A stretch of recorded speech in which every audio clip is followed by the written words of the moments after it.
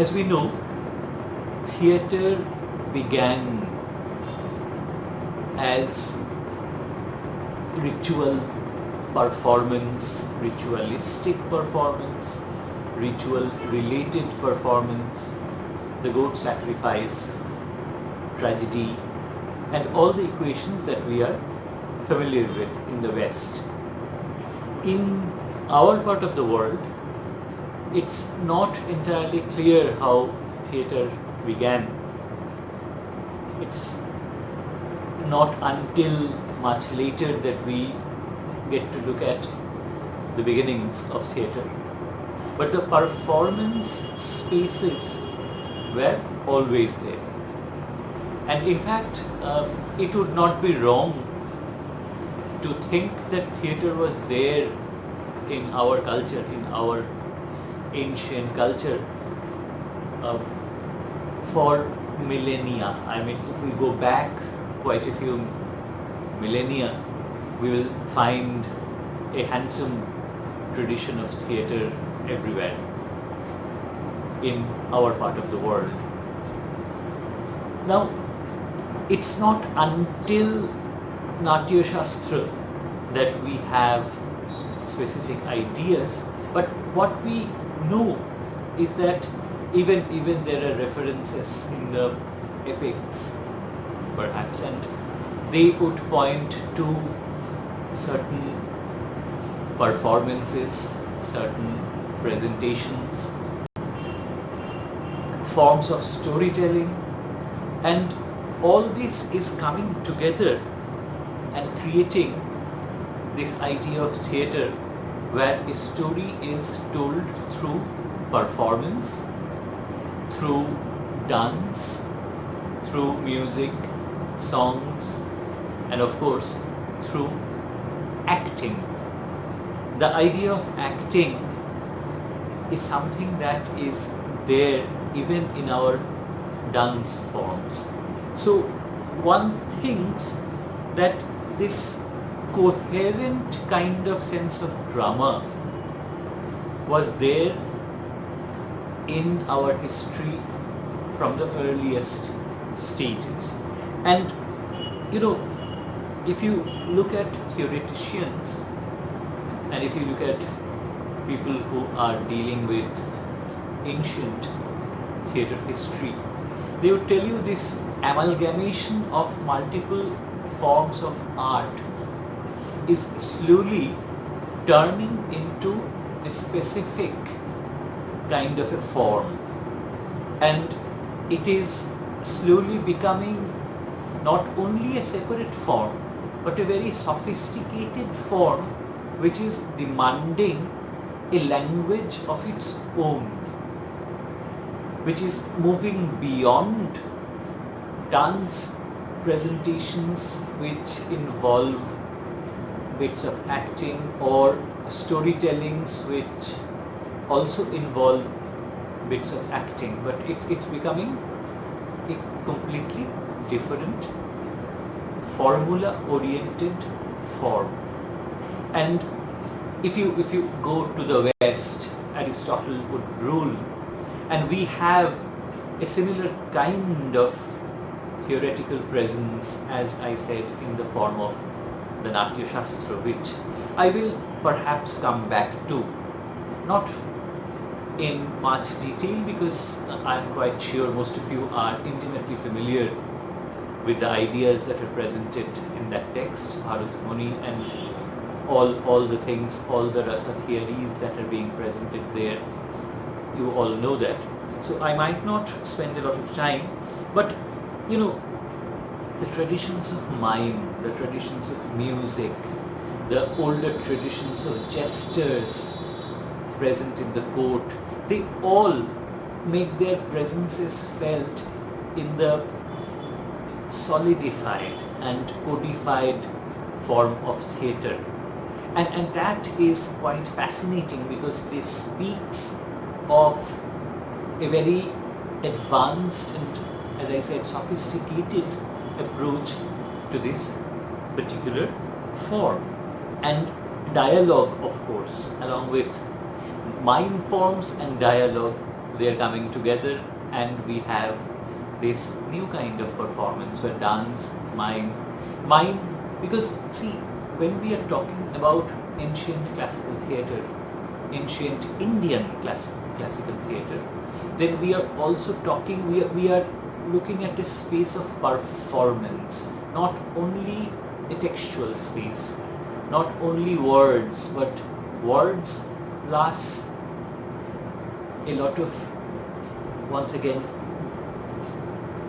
gesticulations and movements which are bound by certain grammatical norms, because this is, as I have already said, becoming a language.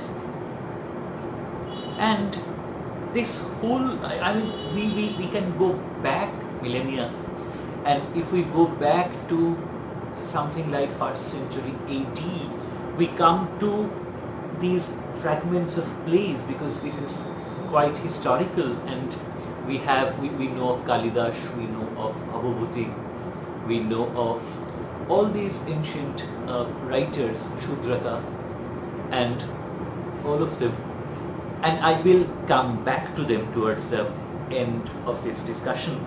And the whole Natya Shastra idea, which is giving us this serious form of grammar, this entire book, the Natya Veda almost, because we are going back to a Vedic kind of culture, and we are following these rules. At least that's how we think about these things. We envision the past. There might have been differences, there might have been other forms which did not survive, but there is no way of knowing that. But the Natya Shastra is becoming this code which is telling us a lot about the ideas of performance as well as the texts that were there. So it's not exactly a compendium kind of a thing, but we have the flavor of that particular age. And of course, around the time would be something around 2nd century BC to 1st century AD, something like that. Let us not become too concerned with dates because it's well in the past. What is more relevant is that there are two kinds of drama that are being spoken of, two major kinds of drama, at least two major divisions that we are thinking of. One is the Natya Dharmi and the other one is the Loka Dharmi. So the first one is the traditional theatrical form, and the second one is the folk kind of a form. So even at the beginning, we have this distinction. Well, when I say beginning, at least the beginning of theorization as we know of it. So we have this distinction where there is this idea of a high cultural practice and a folk cultural practice. So these two are very different. These two are received very differently. In fact, these two are practiced in two very different kinds of existence, two very different kinds of life, of living, of being. So this essential difference between the Natya Dharmi and the folk, the traditional dramatic and the folk dramatic, that of course folk is also traditional. When I say traditional, I mean the high cultural dramatic and the folk dramatic.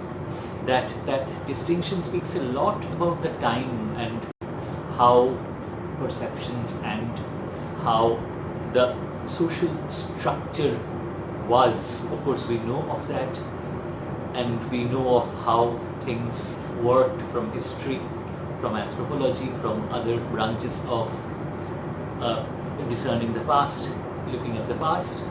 But Natya Shastra is also pointing to that thing.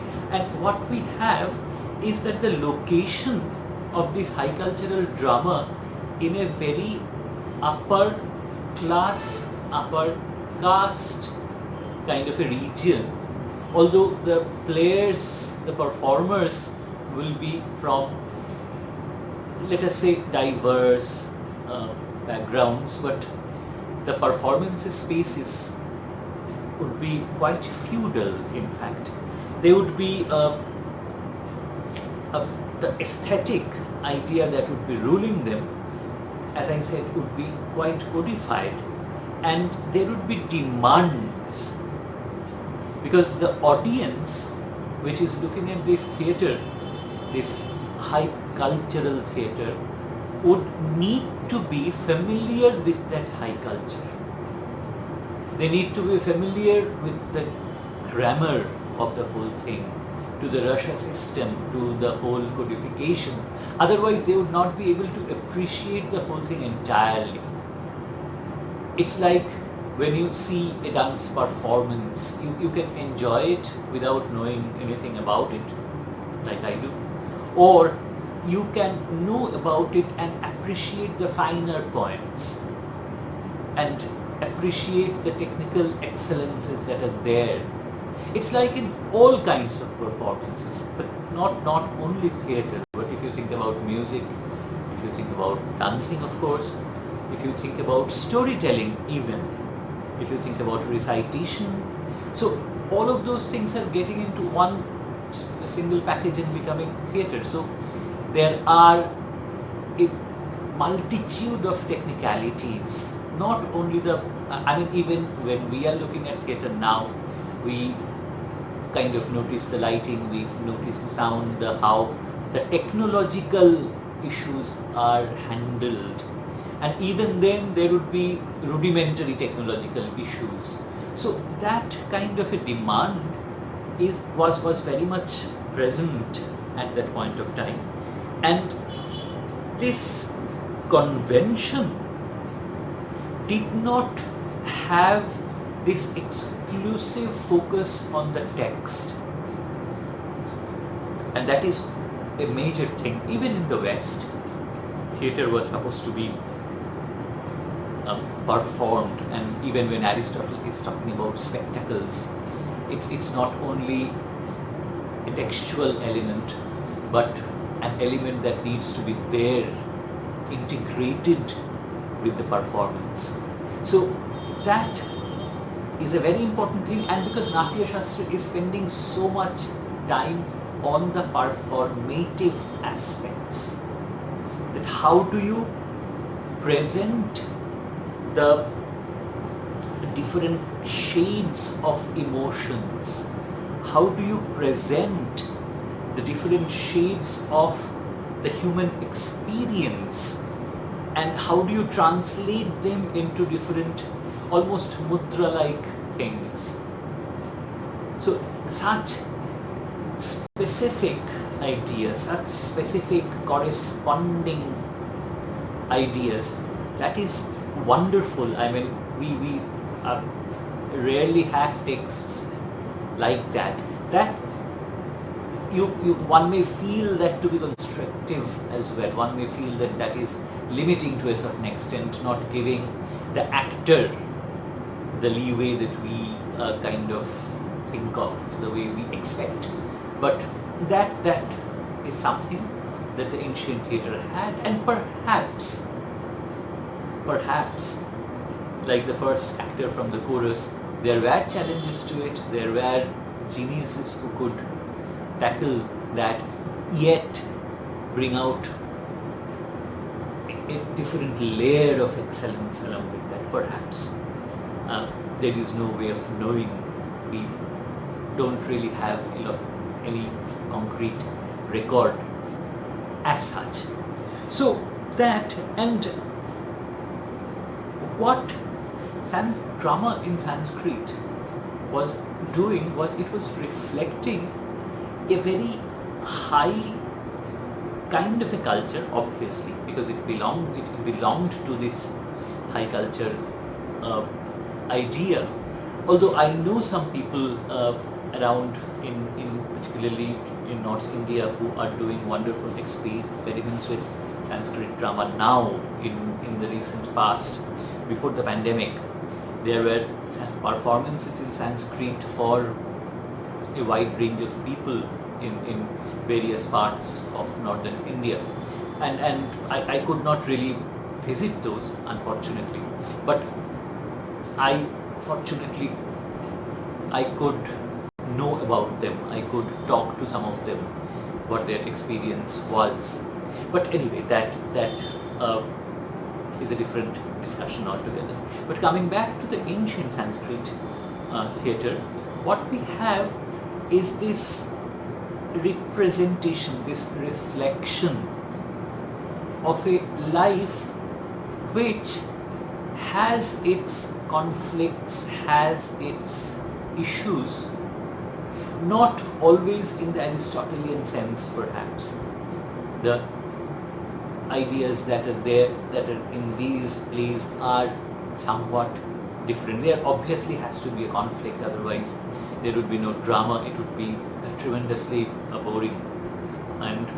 But the reflection of that life and the quest is for a kind of a sublime.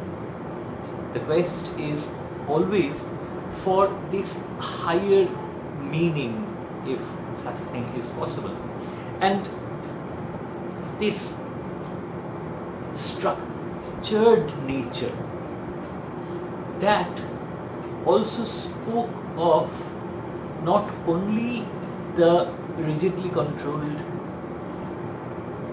life of art, but also a grammar which was allowing people to move in a specific way.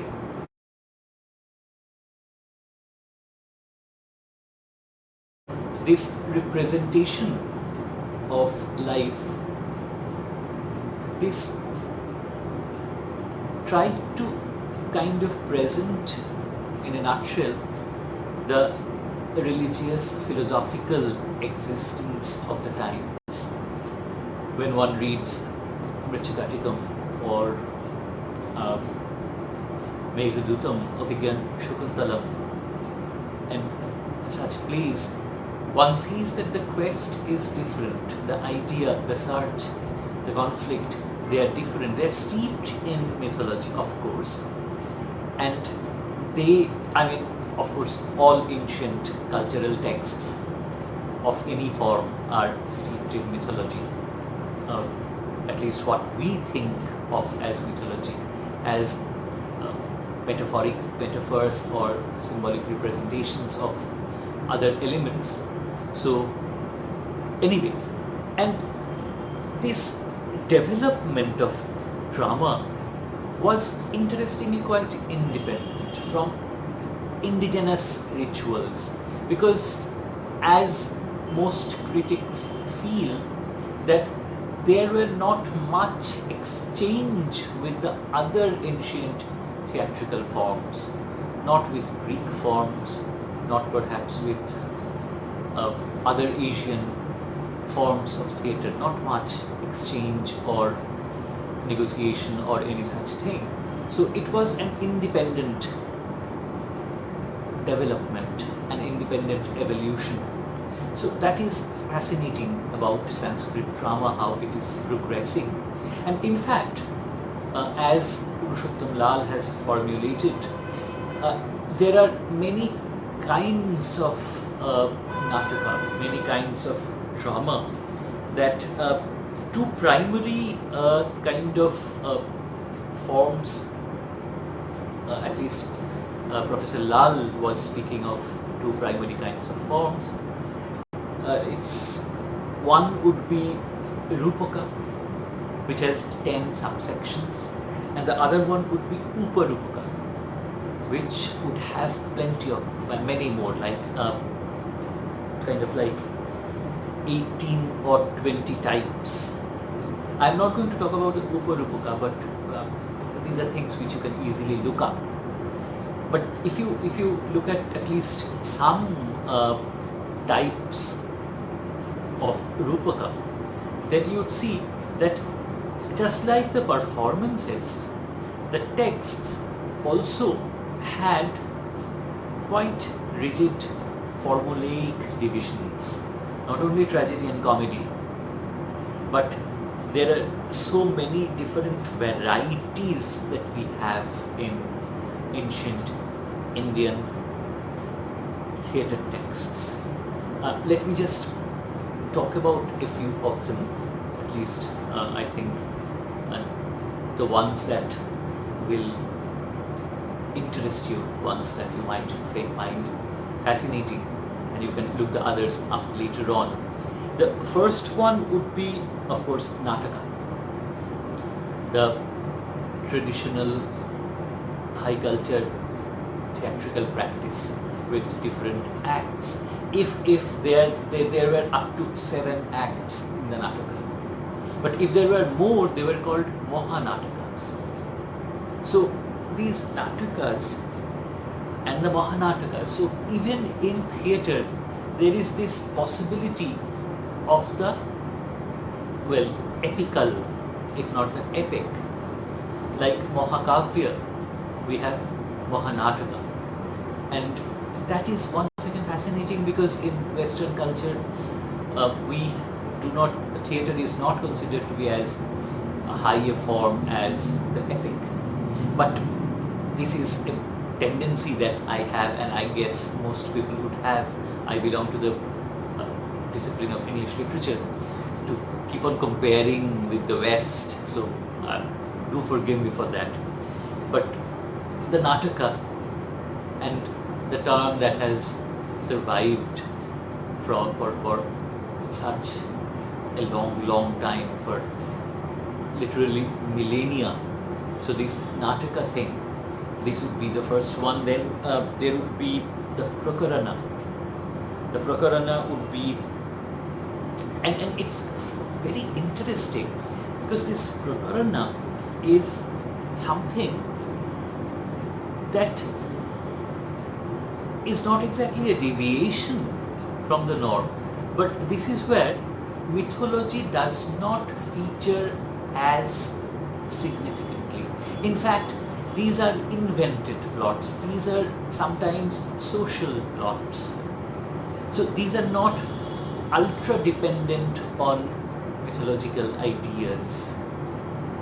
The gods and goddesses would be there because they would be the part of ancient life, much more than ours perhaps, but much more engaging in a way which is much more engaging than ours perhaps. But this whole idea would not be mythology based. These would not be mythological stories retold through drama. So there, this would be Prakarana. And of course, Prahashana. This is the comic satiric kind of a form which once again has existed for a very long time. Even in Bengali, even Michael Madhusudan Datta was writing these Prahashanas in his own time. So and we still have that tradition all over the country, and this satire will of course always be significant in all cultures. However, may we fear satire, but it will always be there. So Prahashana. The next one would be Vya Yoga, and this is another quite specific kind of a form because it's a variation of the Prahashana, but it would be less satirical perhaps, but more comic and sometimes much more physical, perhaps even to the extent of the erotic. So this is the other form, and these are the different ideas that you find, and of course there is this super specific kind of an idea like Ihamriga, perhaps, I'm sorry about the pronunciation. It's always part legend, part a contemporary invention, and it's often about the quest for the unattainable, and the unattainable would be in the form of the heroine of divine origin, and the hero would try to win her, and unsuccessfully mostly. But this is, you can imagine how specific, how specialized this particular form is. And of course there is the idea of the anka and what we know as the act in English. So these would be one act plays, and they would sometimes be short plays, and sometimes they would be the part of another play being played separately. Another part of the play taken in, and that part of the play being presented separately. Or it can be a short play, or it can be, it would not be a very respected or serious kind of presentation, but it can be small, what we call skits perhaps. If small half an hour presentation or something like that, or 40 minutes, even less, 25 minutes, something like that. These are the possibilities. So let me not get further with this.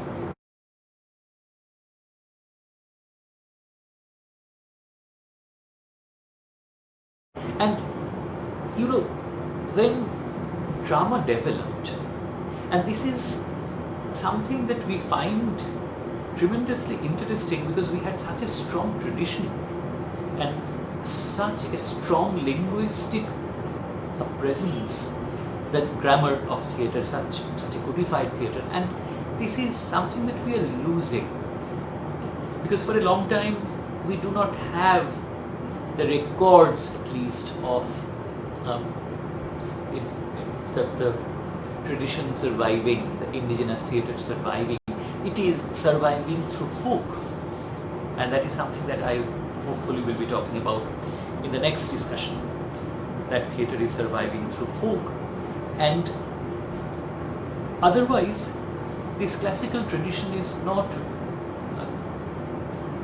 present, or at least the texts have not survived, have not been preserved for some reason or the other, or they have been lost for some reason or the other, with Indian history being what it is. And we come to this, once again, apart from the folk presence, we come to a serious kind of theatre only with the British, and then that is the stepping stone towards the modern Indian theatre, although this is not today's discussion. And you know, the way the modern Indian theatre has survived, like, you know, in the classical Indian dance drum, Rabindranath Tagore comes to mind immediately, and in traditional kind of Nataka, which has sporadically made its presence felt, folk theatre definitely, as I have been saying, then mime has been there, street theatre has developed, and of course puppet theatre. These forms have developed over the last 2 or 3 centuries, but the old Indian tradition, that has come back. I mean, that is one thing I might talk about in the third lecture, when we talk about this experiment where they are trying to go back to the roots, the theatre of the roots, as the famous book by Erin B. Mee. And so that what we have, this syncretic idea of theatre. But anyway, coming back to this discussion, the traditional, this high cultural theatre, perhaps some people feel that as dance forms developed, somehow this kind of theatre took a step back. It went to the backstage, so to say. So in the early 15th century, dance drama became a very dancing, in particular, stories told through dancing became ultra popular, and this had become kind of accepted a part of a religious kind of canon in which we have these celebrations, these festivals in temple areas, and we know of so many famous temple festivals. So these dance festivals are becoming very famous, and the temple centered festivals, they are very famous. They represented a lot of variety. They represented a kind of inclusiveness. They accepted a lot of differences at one point of time, and they also took on this theatrical element in the sense that there were these makeup issues which was a part of Indian traditional theatre, and the painted faces, the larger than life presentations that were there, and very elaborate ideas of makeup which distinguished not only class, caste, etc., but makeup which represented certain performative aspects, and this particular, and something like color symbolism, and all these elements, they represented certain things. I mean, we know, once again going back to ancient Greece, the masks worn by the actors, and instead of masks we have these makeup, the kinds of movements being restricted, the kinds of movements being prescribed, and that is very important. And the hardness, I mean, if you think about Kathakali, and perhaps even wearing masks like in our folk traditions such as Chho, and these they remained. In theatre perhaps they did not remain as strongly, but in certain folk theatrical forms they did survive. But this Asia, in fact, if you think about the so-called Orient, Asian theatre still has that. If you go to the southeast, you will see even now, as with our dance presentations, there are such elements still surviving. So, and the other thing that was there, this whole idea of artifice, of artificiality. This whole Stanislavskian project was, of course, not possible then, and the presence of monologues and soliloquies, asides were there. I mean, if you read Shakuntala, there, Abhigyan Shakuntalam, that is, there are so many asides, so many such clandestine movements, subtle changes in bodily presentation, bodily gestures, and so on and so forth, which are all dictated, they all have their models. The actor could not just do whatever the actor wanted. So that is there. And this kind of rigidification, if I may use such a term, they spoke of this restructuring of Indian society. Because historically, this is the time when the Brahmanical system is slowly coming back and the older systems are being re-established. And theatre and dance and the other performative aspects, spaces, are reflecting that. They are going back to the old traditional rigidities perhaps, or even the systems, going back to the functionality of the old systems. So that much is there, and perhaps the challenge came from the Buddhist philosophies. I am not an expert in religion, I am not expert in this part of the history. This is what some critics believe. Theatre was responding to this social change that was happening at that point of time when society was reinventing itself. And that is something that drama does. That is one of the main issues with drama, that it always represents whatever the society is going through, whether it's a crisis or a change or a revolution or some kind of upheaval or some kind of redefinition. Drama will always reflect that. Partly because the kind of drama that we are talking about has its patronage in the seats of power, and it would become a tool, it would become a kind of a spokes vehicle, not a spokesperson, but a vehicle for propagating certain ideological tenets, certain ideological questions, certain ideological issues. So representing them, reaffirming them, perhaps even confirming them, or at best they would confirm one way of life.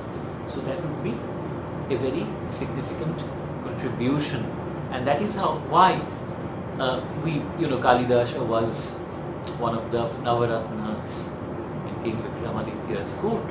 So that kind of royal patronage, that kind of courtly presence says that this form of theatre would definitely be pro-establishment, and the language, etc., all pointing to the establishment. And if there are challenges, then the theatre would speak about that. The theatre would perhaps not take sides, or perhaps it will take sides through a lot of heavy symbolism, but the idea would be supporting the structure. So that would be very much there. There would be some elements which might question, some presences which might question the structure, but it would be constructive. It would be something that ultimately perhaps allows the structure to move forward. And such things are there. Now, since we are talking about these kind of theatres, I think I might just talk about for a few moments, talk about Kalidasa and his theatre. We know that in 3rd century BC, Bhasha was writing plays, and Kalidasa comes right more or less, not immediately afterwards, but historically Kalidasa should be next, and along with Bhavabhuti, and we will of course have Shudraka and all these theatres. And interestingly, even though I'm saying that the Natya Shastra was kind of prescribing certain formats, certain performative ideas, but people like Bhasha, there is this controversy, or there is this question, let's say. Controversy is perhaps too strong a word. A question that whether Bhasha and Natya Shastra, whether they were sharing the same kind of temporal space, whether one was influencing the other or vice versa, or whatever, because it seems that Bhasha is not obeying all the dictates of the Natya Shastra. Incidentally, Kutyatyam is something that still carries whatever Bhasha was writing, and that particular tradition. And these short plays, he is going back to the epics for inspiration, for his stories, for his plots, his themes. He is going back to the ancient Indian epics, Ramayana and Mahabharata, and he is borrowing heavily those stories. So they are partly mythological depending on the stories that are being chosen. So they are partly mythological, partly epical, and Kalidasa is writing on a different kind of platform. His writings are full of inventions. For instance, one of the major plays, Abhigyan Shakuntalam, has this incorporation by him. He is going back to the old legend, he is picking it up. But as some people say, that he is adding that a curse by the sage Durvasha, something that is making the king Dushyanta forget Shakuntala. And if he did not add that, it's a kind of an interlude within the text, if you remember the text. Once again, Purushottam Lal, Professor P. Lal has this brilliant translation. There are plenty of other translations available, of course.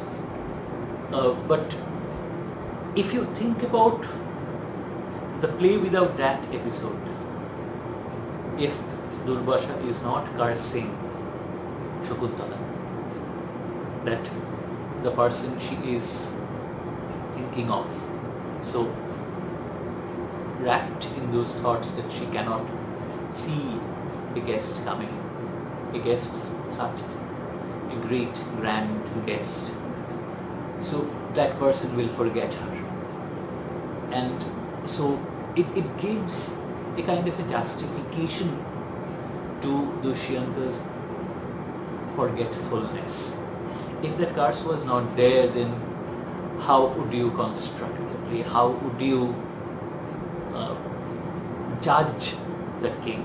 What would you make of the figure of the king who has come to this ashrama and had married the ashram girl in the Gandharva way, and he has gone back to his capital and forgotten all about it?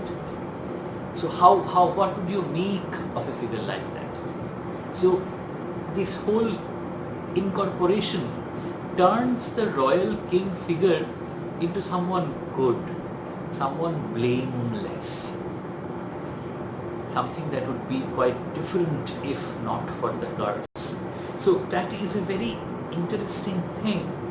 And this kind of harmonization, that is the word some people use when speaking about Kalidasa, and that kind of harmonization, presenting a society which is in harmony, presenting a society which is essentially good, which is essentially stable, that is one of the major projects that Kalidasa, the playwright, is taking upon himself, being a part of the court. So we must remember that presence, and this form of theatre then, as I have said, becomes a part of not only the courtly life being presented within the court circles, being the audience being very educated and knowing what the mudras are, what the gestures etc. are, what the Rasha system is saying, and not only that, but it is becoming a part and parcel of a kind of a royal